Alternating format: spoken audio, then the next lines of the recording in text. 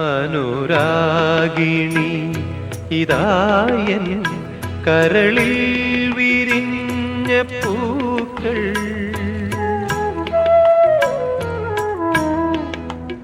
അനുരാഗിണി ഇതായൻ കരളിൽ വിരിഞ്ഞ പൂക്കൾ ഒരു രാഗമാലയായി